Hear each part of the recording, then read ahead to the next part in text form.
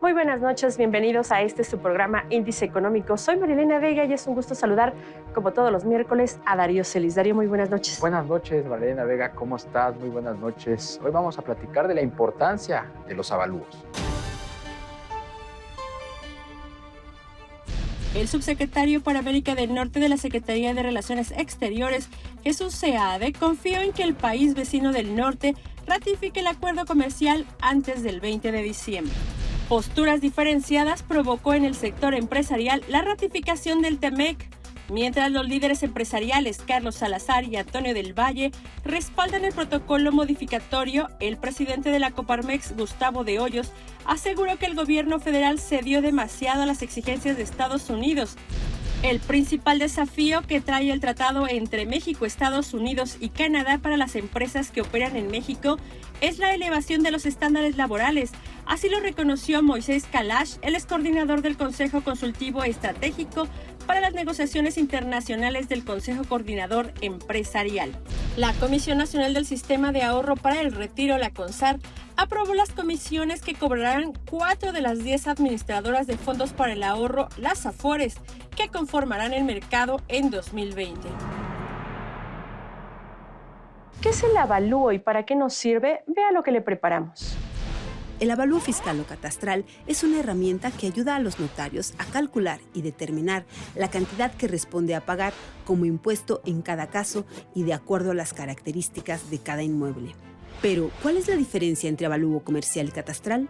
Un avalúo comercial es un análisis que permite conocer el precio real en el mercado de una propiedad y, por lo tanto, la cantidad que se puede obtener por su venta, para saber si el precio que se va a pagar por el inmueble es real y justo. El avalúo comercial determina el precio total del inmueble para su compra-venta.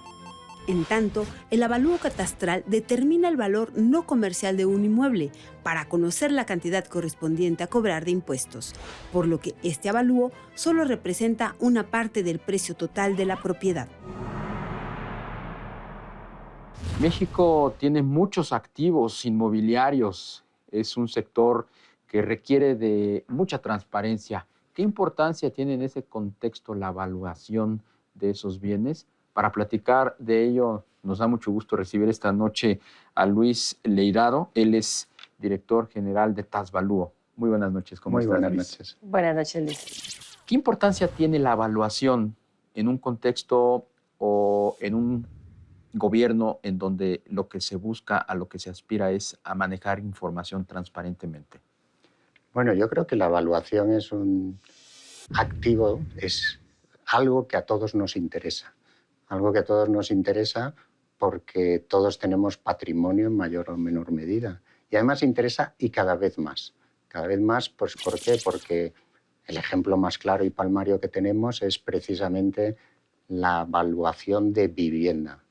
Todos sabemos que la vivienda es prácticamente en el 90 y tantos % de los hogares, es el patrimonio troncal de esas familias. Por lo tanto, ya no solo en el momento de adquirirla o de querer adquirirla es interesante. ¿Por qué? Pues porque tú, si vas a comprar una vivienda, tienes que estar bien informado antes de cuánto valen, de la opinión que tienen los expertos que somos nosotros, entre otras cosas, ¿no?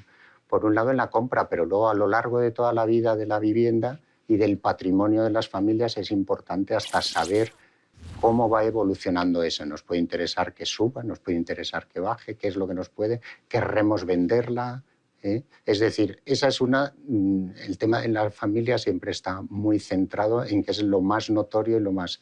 Pero también el avalúo nos sirve para cualquier tipo de actividad económica y de otros muchos tipos.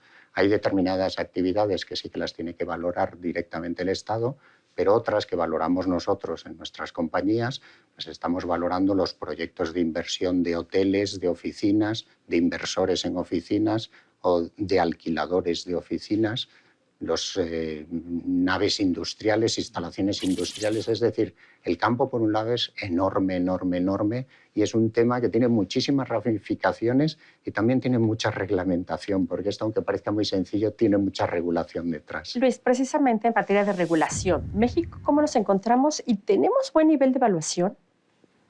En cuanto a regulación, yo creo que la regulación de México es suficientemente completa en el campo del avalúo. Ya digo, hay bastantes campos y cada una tiene sus peculiaridades, aunque hay unos principios globales totalmente internacionales de cómo se deben evaluar las cosas, y México en eso está muy bien posicionado. ¿Tenemos un buen nivel de evaluación en México? ¿Hay una profesionalización real de esta actividad?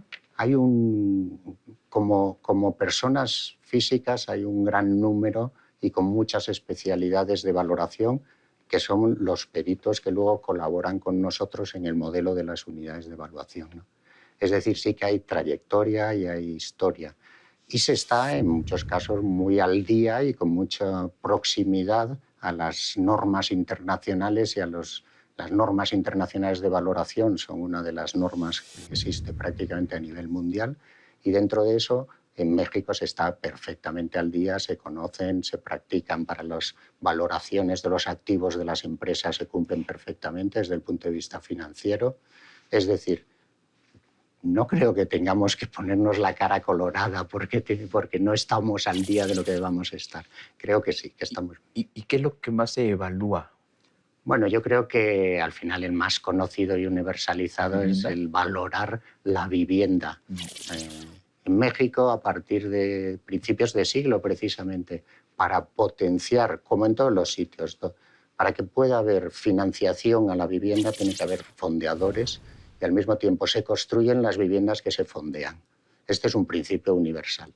Entonces, es muy importante en todos los países los mercados hipotecarios, en donde participan entidades de crédito de muchos tipos y de muy diferentes. Y también uno de los elementos importantes es que la garantía esté suficientemente valorada bien para que esas entidades de crédito queden tranquilas en dar unos préstamos que son a muy largo plazo.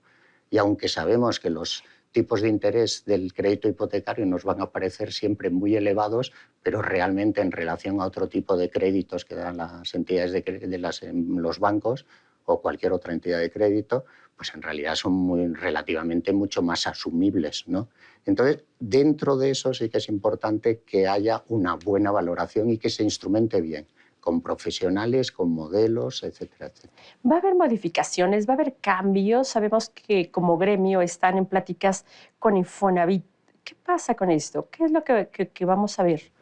Las unidades de evaluación tenemos reglas básicas que se crearon justo al crear las unidades de evaluación hace ya más de prácticamente 20 años, y esas reglas siguen siendo básicamente, troncalmente las mismas, porque a su vez estaban muy inspiradas en sólidas reglas internacionales, ¿no? Y lo que estamos haciendo, por ejemplo, en la Sociedad Hipotecaria Federal, a lo largo de este año se ha dado una revisión a determinados temas que teníamos pendientes de atención, de cómo actualizar esas reglas. También trabajamos, como bien has indicado, precisamente con Infonavit. Nos permiten, y se les agradece muy bien, el que compartan con nosotros la modelización para ir perfeccionando cada vez más todo el proceso de concesiones de créditos por parte del Infonavit. Pues entonces, con ellos aportamos nuestros conocimientos de las unidades para intentar perfeccionar más, y además problemas nuevos que surgen, pero siempre son colaterales. Es decir, lo que decíamos antes es sostenible. La estructura total que existe en el campo de la valoración desde nuestro punto de vista está muy bien consolidada y no necesita un borrón y cuenta nueva, desde luego por nuestra parte. ¿A quién le sirve más? ¿Al que va a comprar algo o al que va a vender algo?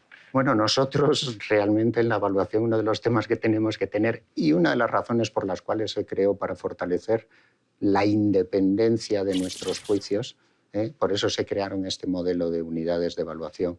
Entonces, lo que tenemos que ser es independiente de una parte y otra, del que concede el préstamo y del que lo toma, y del desarrollador que está vendiendo y del comprador que está comprando. Nosotros, una de las características clásicas de la buena ética de nuestra profesión es que seamos realmente independientes. Luis, uno de los grandes temores o de las grandes que existe es que hoy día estén sobrevaloradas la vivienda. ¿Qué tan cierto es eso? Que haya una burbuja y que al final del día, como tú lo comentaste al inicio, la vivienda es un patrimonio de las familias. Que esto se vaya a diluir o que se vaya casi 40% por debajo de hoy día el valor. ¿Qué tan cierto es esto? ¿Cómo lo ves? Los mercados inmobiliarios no son estáticos, son dinámicos, se producen. Hay épocas donde los ingresos de las personas son mayores en los países, hay otros donde los ingresos entran en declive. Entonces, todo eso sí que es cierto que va consolidando lo que es un mercado de compra-venta de vivienda, ¿no? Si todas las partes que funcionan con una buena ética, funcionan de una forma bien estructurada, nos podemos encontrar con que va a haber evoluciones siempre entre el precio a los que se compran o se venden las viviendas y al mismo tiempo también eso va a influir en el valor que nosotros damos. Nosotros no damos un valor mágico desde otro lado, si nosotros, entre otras cosas de nuestras sociedades, tienen que ser unas grandes estudiantes de cómo funcionan los mercados, de cuáles son las informaciones de venta. Y en lo que estábamos preguntando acerca de la posible burbuja, al final siempre cuando los mercados están más dinámicos hay esa especie de equilibrios y las subidas que se producen son todas generadas en temas muy profundos del valor de la vivienda o son impulsadas por alguna otra razón especulativa. Son procesos más a largo plazo y siempre dan un poco de vértigo.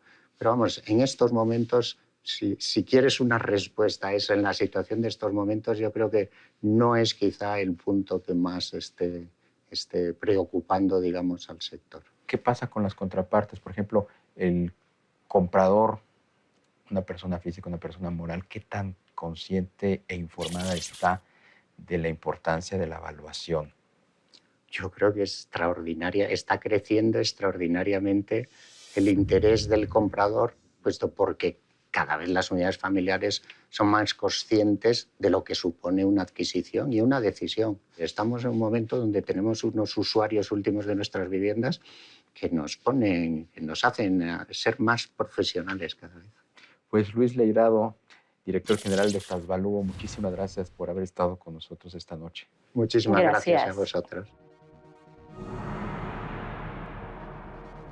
Pues es muy reconfortante escuchar que hay profesionalismo de ambas partes, tanto del valuador como de las personas físicas o morales que están interesadas en comprar una vivienda en este caso, ¿no?